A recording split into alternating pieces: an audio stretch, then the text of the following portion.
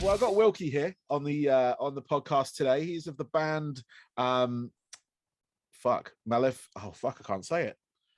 Malevolence. Malevolence. Fucking hell, I can't say Maleficent. I don't know why.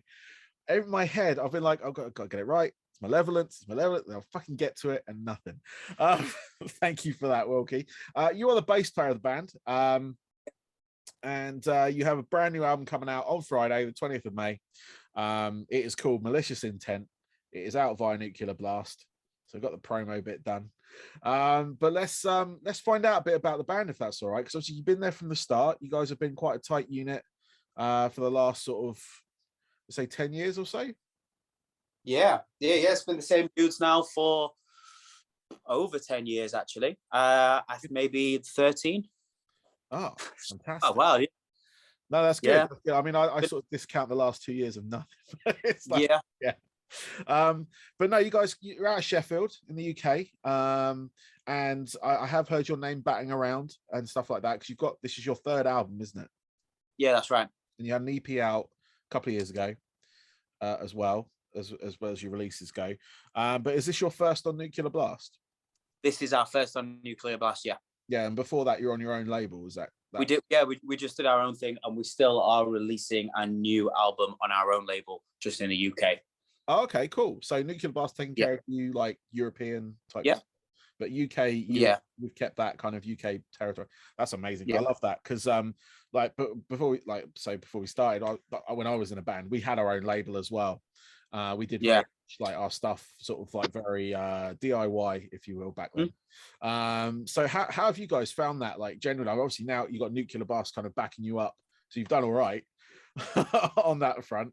But how is that sort of like running your own label as well as like the band and stuff? How have you sort of juggled that side of things? So we started our own label to release our EP, and it was mainly just because we weren't getting the offers from labels that we really wanted. Like nothing was really that interesting to us. And most of the people that I don't know, I felt that I could do just as good a job myself at the time, in the position we were at.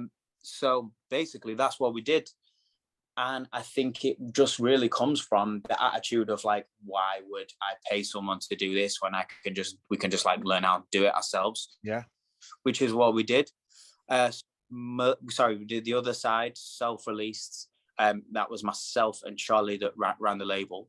And to be honest, man, I think we did a really, really good job of it. Now the band's growing, and also COVID's over, and we're like on the road and like have other things to do. It's becoming more and more difficult to run the label, which is why we have Nuclear Blast involved helping us, because I don't have to do, they make everything so easy, like going through them, like they have people in place. Because before, obviously we were DIY, but we still worked with other people. We had a digital distribution agency, we still hired press agents and stuff like that. But we just had to manage the project rather than, whereas with Nuclear Blast, they just have their people that handle all of that, which is brilliant. Yeah, I've worked a lot with Nuclear Blast for the past forever how long, but they've always been really good, really attentive, really pushing every band that they have. It's great, and being super helpful, even if bands, like if I was after getting an interview with someone who wasn't strictly releasing anything in the sort of pipeline, they've been super accommodating in trying to get that and stuff like that. And they're just one of those labels that I've known them like from both sides of the sort of like spectrum, if you will, throughout the years of me being a young little metalhead down south, down here, and throughout the years and all the bands they've released, and now they've just sort of expanded massively. Like their roster is like so eclectic, and they're helping out a lot of bands, releasing a lot of music, which is like every week I'm getting something from them. Multiple bands, which is absolutely fantastic. Like for me, a music lover is just amazing, like just so much content, and like obviously stumbling across you guys, like I'd heard your name around the scene and things like that, and then I got sent I think it was Life Sentence, and then I sort of I showed interest in that side of it, which is off your new album, as we're Yeah. onto the track. And then On Broken Glass as well. I think, did that one come first? Was On Broken Glass the first one you released off? Yeah, that was the first single. Okay, so it was that one first, then Life Sentence. Mm-hmm. And then basically as it got sort of closer and closer to your like album release, I know you released another track, Stillwater Runs Deep. And I was like, right, let's get you guys on. You guys was like, you had slots available, obviously, but no, just I love those 3 tracks. They were so good, such a great introduction for myself. I sort of like lambasted the fact that I hadn't heard you guys properly before, so I've gone back and listened to stuff you've released before, because I have obviously the wealth of the streaming service to to listen to the music. And then the people at Nuclear Blast were happy enough to actually send me the full album before release. And I gotta say, man, fucking spot on. You got some absolutely fantastic tracks on there. Obviously the 3 tracks you released are great. I loved what was I got it written down here? Above All Else. That was the one I really liked. I know you got a Matt Honeycutt. Is he the guy from is it Carl? He's from Kublai Khan. Kublai Khan, that was it. He's in a band called Kublai Khan. Yeah. No, that was awesome. I was like, I really love that track. Then you've also got it's already been spoken about in various things, but you got Matt Heafy on there, Trivium Fame. Yeah. That track is amazing as well. It's so big. Like it's sort of like, it's a great sort of near end of the album to really kind of pick up, and like it's a fucking how did that come about with both Matt and, or both the Matts I should say? How did you get them involved? Obviously you probably would have, like, I know you've played with a lot of these bands years on various sort of things, but when you got like Matt Honeycutt or Matt Heafy, what was the sort of like, you know, the process of that really just sort of so Matt Honeycutt from Kublai Khan, I've toured with him twice, and we're just friends. So with him, it's simply just a case of dropping him a message. Hey, dude, fucking, do you want to jump on a Malev song? Which of course he did, and he absolutely killed it. With Matt Heafy, that's a completely different story, because I don't know him. I've never met him before, and obviously, I'm 28 years old, so I think for a lot of people in metal around my age that I speak to, Trivium Ascendancy was like a really big moment for like opening the doors. Like for me, when I think that must come out when I was like 13 or something. That really sparked my interest into like, you know, the wider metal world, and I think that's the same for a lot of people that are my age. So that one is crazy. He just posted us on Instagram like, yo, this band is sick, saying something nice about us, and then, you know, obviously went in our group chat, everyone's like, yo, Matt Heafy fucking listens to Malev and he likes us. And then he kept posting about us. Like he did a few posts on Instagram, just like our artwork on his feed, like, yeah, this band's amazing, they're gonna fucking take over, just saying, being really kind basically. Nice. And then I believe someone from our camp, it could have been Nuclear Blast, sent him the album. I think he's got the album, and then he hit us up like, yo, love the new songs, I'd love to sing on there, scream on there, or do a solo. So we were like, yeah, let's do all three. Yeah. All three. And then that's how it came about. So that was a mad one for me, actually, because obviously of knowing who he is since I was so young is very cool. And we don't, like I say, we don't know each other. So it's very cool. But we're touring together in January. Nice. Coming January. That's awesome. No, I mean that's I mean that sort of organic kind of like melding of that is absolutely amazing. I love it. It's because he's one of the guys I've noticed that I've never met him myself. I've known obviously Trivium for many years. I've seen them live a few times, and how they've kind of evolved from what at the time was kind of like Ascendancy was kind of like, to me, being the older person, they were kind of like the next Machine Head, if that makes sense. Yeah. And they kind of took it from there, and they've really made it their own now. And like the music they're writing is just epic. It's just like, it's beyond what kind of the shelf life I initially thought, because I thought they were going to be kind of like a fly by night type. They had that big album, had that big moment at download, one of the early downloads, you know, circle kits and all that kind of stuff going. And you know, and then going from there and just watching how they've evolved and how Matt has also like kept himself in touch with fans as well as obviously other bands in your case. Like over lockdown and stuff like that, he was doing a lot of like live streaming, playing guitar on there, even playing games and stuff as well. But it was just like, you know, just watching this band kind of evolve into something, and they're still going. They haven't finished. It's still something, you know, to go from there. But no, having him on the album, I mean, the track itself is absolutely fantastic. I loved Higher Place as well.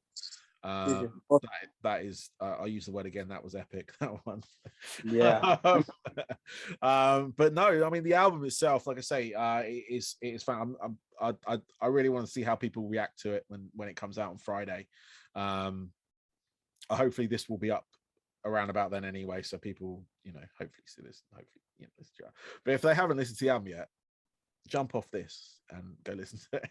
Yeah, go check for music, any of them. Malevolence, Malicious Intent. Yeah, excellent. No, I mean, it's like I say, it's a fantastic album. Like sort of discovering you guys the way I have. I mean, I know it's never too late to jump on the train as long as you get on the train, kind of thing. Hey, I'm very grateful to have you here, and it's awesome to actually speak to someone that's kind of just on board with Malevolence from our new latest campaign. So yeah, thanks for being here and checking us out.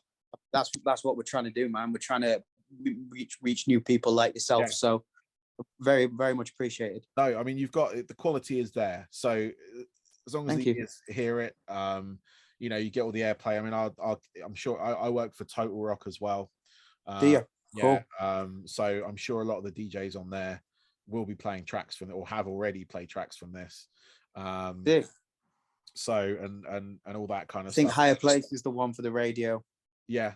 No, that's definitely yeah. No, definitely.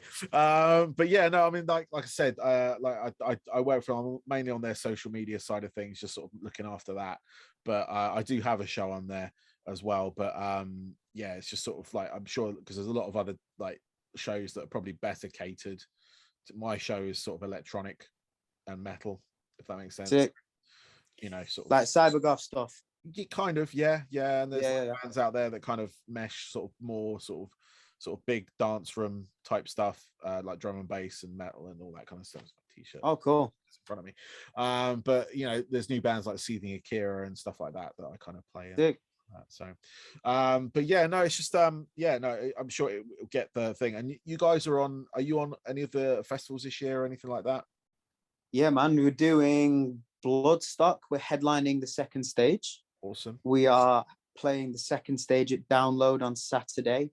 Fantastic. We are that's our UK ones, and then other than that, some really cool looking ones in Europe. We're doing Not Fest in Germany. Oh, so yeah, we got loads. To be honest, mate, I've got gigs every weekend now until mid-August. So that's good. Feels, you know, after COVID, it just it's such a relief to just be out on the road. It's so nice to actually go to a live show. I've managed to hit, because like past few years, obviously everything's been delayed and rescheduled, but this year everything's sort of happening. So I've managed to hit all these shows that I had tickets for before we shut down and everything. But it's so nice. It was a little weird initially to be back at live. You're like, what the, you know, stay away. But but after a while, it just became like, I was so glad to be back. Like I've been to like these like big shows and I've been to tiny shows since then, and it's been just absolutely like it was before, you know. And it's, you know, man. When shows reopened, I just started going to like as much stuff as I possibly could. Because I live in the Sheffield City Centre, so like I was even going to shows for like stuff that I didn't even care about at all. You know, even like genres I wasn't even that asked about. Just like, oh yeah, there's a show on, like let's go, and you know, just like see something. Nice. You know, if it's like my mates playing, that's good. That's a good enough reason. But yeah, it's really, really nice to have it all back. How is it up in like the scene up in Sheffield like these days? Because I remember back when when I played up there, I played at the Corporation mainly. Oh mate, I used to work at Corporation for years actually.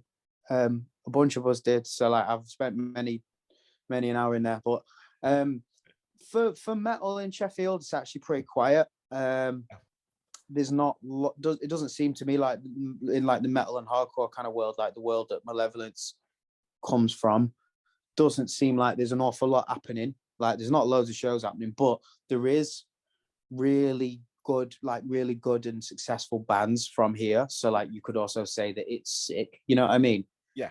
At the same time, it's like, you know, we played with While She Sleeps in February. That was the last time we played in Sheffield, and 2 Sheffield local bands, and there's 2,500 people there. So, you know, in a sense, it's sick. But then also, there isn't like a lot of small stuff going on. You know what I mean? There's not like, doesn't seem to be a lot of shows. If like there is loads and I've just upset someone, then I'm sorry. But as far as no one tells me that if I don't see him being promoted. I don't see him being promoted anywhere. Yeah. If there is shows happening.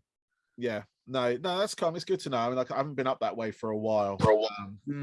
But yeah, I used to play up there. I've been to a couple of shows up there myself as well, with like meeting up with friends and stuff. Went to something at the student union and stuff like that up that way back in the day. And yeah, no, I was just curious what it was like, because it used to have quite a little like scene going up in that area.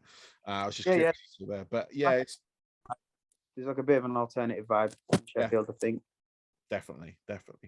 I was gonna say, I got a couple of questions left for you, if that's all right, and I can let you get on with the rest of your night on that front. But what I got, these are sort of like more centric to just you, these ones, rather than the band itself. But what I want to find out from you are your 3 most pivotal albums. Now, I'm not saying like necessarily your top 3 albums, but the ones that kind of like turned you, like the one that wanted to kind of like made you want to play a guitar or a bass guitar, made you want to be in a band, those sort of albums, those moments. Can you recollect any of those? Yeah, so the first one has to be, you might laugh, Nickelback. Okay. Is it Silver Side Up? Yep. I heard the single from that on Top of the Pops when I was like 7 or 8 years old. Yeah. And I had my first exposure to like a distorted guitar and someone like kind of shouting, you know what I mean? That was my first exposure, and instantly I loved it. So like got my mom to buy me the album or whatever, and then my dad took me to see them. Like he wasn't even into it, but like, you know, I absolutely loved it. So yeah, they were probably the first band that was like, yeah, I like rock music and aggressive and shouting, you know. So that was probably one. That was definitely the first one. Yeah. The other 2, did you say you wanted 3? Yeah, 3 if you can. I think maybe Hatebreed, to be honest. I'm a really big Hatebreed fan. And I couldn't tell you what the first record of Hatebreed, in fact, no, it will have been Supremacy, which isn't even their best record. Yeah. But Hatebreed, my exposure to Hatebreed was like a big eye opener for me, and like discovering more of like the hardcore world. Yeah. And then probably maybe like Linkin Park as well. Okay. Yep. Maybe Linkin Park, but it will have been Meteora because I wasn't around this one. Okay. Well, those are 3 solid albums. Like, I mean, Nickelback, as much sort of like hate and disdain they get, but they are very popular, and that's probably why. Hey, to be honest, I like revisited Nickelback recently, and like them or dislike them. I'm not so much of a fan of the band, but you can't deny they've got some really good, really good songs. Like they know how to write a song. They those like write a big banging hit, and like to me that is absolutely undeniable. Yeah. If you're a fan of the band or not, like I think they definitely have some really good songs. Not sure if I'm a huge entire fan of the band and brand though, but whatever. That's all right. But yeah, I mean, that was a huge album back then. And like I said, because a lot of these bands that I was sort of like, at that point, I was sort of like mid-20s and going through that part. So they weren't really my bands, if that makes sense. I was obviously aware of them. They were getting a lot of exposure, but my bands became before them. So things like Nickelback and stuff, I never really sort of followed onto. Same with Linkin Park, to be honest. At the time, when the first album came out, I was very much in the camp of what is this overproduced possibly manufactured like pop metal or rip of new metal at the time. I was one of those kids that was a bit too cool for school, when I was younger. So but since then I've learned to appreciate them more, because they did do a lot for the sort of industry, the metal rock industry, because they were the gateway band. Same with Nickelback. For you, they were the gateway band into this genre. And for a lot of other people, it's like Avril Lavigne, it's like the pop punk thing. It comes through, and you just sort of like, okay. And then as I sort of matured mentally and stuff like that, you realize that you go, okay, these were the gateway bands for your generation, and stuff like that. So, who were they for you? For me, my first exposure to heavy music was Motorhead on a TV show. A TV show called The Young Ones. Ace of Spades or something. Yeah, it was. And they used to have like musical acts on this show. It was a random like sitcom, very, it's aged, yeah. But that moment of like just watching this heavy metal band play on the show on a comedy show was crazy. But then from then it was like Guns N' Roses, if you want to go the big sort of commercial route, Iron Maiden, things like that. But new metal was my kind of when I was sort of 16 onwards. That was my that was my jam, if you will. So what do you think of like the current new metal revival then, or like it being like it's like cool, completely cool again? Like it's completely all the way back around. Like there was so many years where like a lot of people were ashamed to say they liked it. You know what I mean? Like it wasn't cool and stuff for like many, many years. And then now everyone's just like, yeah, you know what? It's fucking sick. I don't care. That's the thing with music or even fashion, stuff like that. It always comes around. And it's one of those things where, I mean, I've always loved my new metal. I've always loved, the big bands, Limp Bizkit, Korn, Deftones, all that kind of stuff. And I've always maintained that because I was part of that movement in the UK, I live and die for it on that front. And I love the new bands that are coming through. That was their exposure. That was their gateway into this. And they've kind of refined it and made it their own as well. So they've added elements to it that initially it was the sort of rock and hip hop crossover, sort of bare bones of it. But they've really taken that sound that came from that deep sound. There's bands like TotalRock. There's other bands. TotalRock are sick. Actually, they're sick. They're I think the best. That's the best new metal revival band I've heard. Like I heard the sound and I'm like, this is quality. Like this is the best one I've heard of like bringing it back and trying to, because with TotalRock, like the let's be real, they're not bringing anything new to the table, but it doesn't fucking matter because it's absolutely quality. Yeah, I mean, I mean, they're not reinventing the wheel, but it's It's like you don't need to when it comes to that. No, who cares? Who cares? They've taken that sound, and it's just so nice to hear it again, like with the latest production, all that. If you worry about with the late production, and I feel just in general, new metal has been like influential beyond nearly any other subgenre of metal, in my opinion. Like the fashion and all of that has gone way beyond metal. Like I even see like so many rappers. Like I'm into rap music and stuff, and I'm aware of how the culture is evolving and fashions and whatnot. And I see so much like guys in America, literally dressed like the guys that probably don't even listen to new metal. I'd have thought, I mean, like maybe they do actually. Maybe I'm just being ignorant. Maybe they do, but literally looking like a Slipknot fan from like 2001, and I'm like, yo, like this is how the culture has traveled and spread. Mad. It's absolutely bro. I mean, I was the sort of like hip hop element in my band. I was the turntable, so I was doing all the scratches and all that kind of stuff, and it and that's why I want to, like, I got the self-proclaimed godfather of UK new metal, but you've nice. I like that. I like it. But just holding that flag and being that part, and even at the time, I was fighting that corner because there was this like we kind of like were around, and we're around at the kind of like end of it, if that makes sense. And there was a lot of journalists going, baggy jeans and turn, isn't that a bit like new metal? Now it became a slander rather than a no. And even then I was like, that's exactly what we are, and that's exactly who the people who listen to us Yeah. And you know, it's fun, and I love, like I say, love seeing this come back around. It's like even some of the heads coming back in. You know, with things like, you know, obviously Limp Bizkit's still around. They've just released an album. Deftones are still going. You know, Korn is still going. So the big heads. Yeah, these are still the biggest names in metal. Yeah, even like Devil Driver are doing Cold Chamber songs. So oh, sick. You know, so you know that element is still there, and Orgy is still there. Well, you want to sort of dig deep. Headpiece is still there. You know, and I've you know, Non-Point, all these bands are still there and they're still going, and it's just like it's just that enduring. They're still getting people to their shows. It's not like they've just sort of out. Oh mate, no, I think new metal, like if you actually look at pop metal's popularity over the last 20 years, new metal was when it was its biggest. Like, you know, the stats are there, like in my opinion.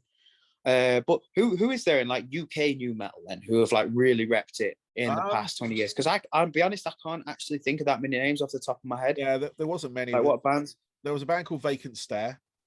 Right. They were kind of the big one at the time. They were kind of coveted by a lot of major labels and stuff like that. 1 Minute Silence or another one. I don't know any of these. It's might worth going back and checking them out. Like Vacant Stare released one album.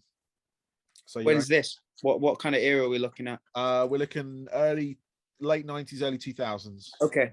So you know, around that era. 1 Minute Silence have 3 albums out. And they were very much on that rap metal sort of side of things. There's a couple of European ones, Linear 77. I'm trying to think who else in the UK there was at the time. Because there are a lot of bands that were sort of labeled new metal, but they weren't. They never liked that. Oh goddamn! I'll have to. I can't think of anyone else. But I'm sure, like, if you go back and listen to that, you'll get like recommended bands at that point, and you'll see other bands. Okay. Sort of repping at the time. So have we not ever had any like big names in new metal in the UK? Not really. Not I can remember. It's very American, isn't it? It is. I mean, like I said, very American. At the time when I was doing it, we had our 15. We were in like Kerrang. We got 4 out of 5 Ks, stuff like that. So we were doing all the right stuff. But because the American bands were there already doing it, that's what sort of I felt like stopped us going on to that next level, because that element was already there for people who market that. So it was kind of not already done, but you know, it was already done essentially, because we had like Slipknot on the side of it. And you know what, mate? I really admire that you just admitted that. Like, you know, we did it, but it had already been done. So I mean, that's the thing. I mean, we were around, like, we were releasing demos before that, like when, but we just sort of like, we had our 15 minutes, but it never got capitalized on, if that makes sense. Okay. And that's just out of, I guess, inexperience and stuff like that, and you know, being DIY as well, you kind of like, at the time you make decisions for yourself, and you can look back and say that was the wrong one, we should have done. But at the time it was like, what do I have in front of me, and what do I know, what is my knowledge base? Now obviously I'm a bit, you know, I know a bit more, but you know, it's one of those things. I mean, the first album I released is turning 20 next year, so congrats, bro. Okay, so that's kind of something. Congrats. And people are still listening to it, so sick. Sorry, can you just tell me the name of your band again? Oh yeah, so it's Zero Cypher. Zero Cypher. Okay, and you're on the decks. And do you have a rapper in? No. We had 2 vocalists, a screamer, and a singer. And we had like a couple of guests on a few tracks, stuff like that here and there. Did you have any music videos? Yes. Okay, sick. I'm gonna get them up on YouTube actually. Yeah, have a look at them. Some of them are. Get them up on YouTube. They're all sick. Handmade. Well, yeah, mate. It was. This is the 90s, bro. This is the 90s. Like, totally. It's not fucking not today. You know what I mean? No, exactly. Yeah. But before I let you go, man, one last question. Yeah. What are your hobbies away from music? So when you're not doing anything musically on that front, what do you kind of get up to? Well, I'll be honest, right now, I'm just absolutely living and breathing being in a band because we're busy as fuck. Nice. So, which to be honest is awesome. Yeah. So right now I'm hardly pursuing any of them, but in COVID like times, I like the gym. I like lifting weights. walking in the countryside. I live in Sheffield, so like we have the Peak Districts, like 15, 20 minutes out of the city, and it's beautiful. So it's amazing for walking. I like going to shows, drinking beers with the lads, going to shows, going on holiday as much as I possibly can. I do graphic design as a hobby, and like kind of obviously I run the label, and like I still stew in it is a business, but I put out, for example, like I put out my friends' bands on the label, like, and not for the purpose of profit, you know, like, which I still see it's kind of like work now. It's kind of like work now, but it's also like I see it as a hobby because it's like a passion project. You know what I mean? Like I design the merch for them and stuff like that, you know, and don't charge them money and things. Yeah, I like cooking a bit. Cool. Yeah, that's good. Yeah, is that enough? I suppose I've got a few. Fine. Yeah. No, that's all good. What about you? What do you like to do? Me, I DJ still. I DJ clubs and stuff like that, like rock clubs, metal clubs, all that stuff. And yeah, it's predominantly around music still on my front. I do have like another hobby of like miniature kind of like what do they call it, wargaming type stuff. Warhammer. Yeah, Warhammer, that's it. So I do a little bit of that. You didn't forget the name of that. No, it's just the games I play aren't necessarily Warhammer. Okay, it's like do you play the Lord of, there's like a Lord of the Rings one as well? There is a Lord of the Rings. What, mate? I sound really ignorant now, but I used to play when I was younger. No, don't worry about it. Yeah. I play all the sort of like miniature versions of the big game, basically. Right. I sort of do that on a sort of like monthly basis. I say with DJing, the main sort of like hobby and stroke long-term profession, because I've been doing it for long, but it doesn't make me money. So it's it's done out of passion. So but yeah, no, other than that, I work during the day. So it's sort of as we all do, got a day job. Yeah, exactly. Anyway, Wilkie, mate, thank you very much for your time. Good luck with the band's album. So one last plug for it. It is Malicious Intent, and it is fucking hell. Malevolence. The band's called Malevolence. The album's called Malicious Intent. It's coming out Friday, the 20th of May. It's the biggest, baddest, best metal album you've ever heard in your whole entire life. So yeah, if you've listened to this podcast, then please check it out. Excellent. Very much appreciate that. Thank you very much for having me today. It's been awesome. Right. Absolutely my pleasure.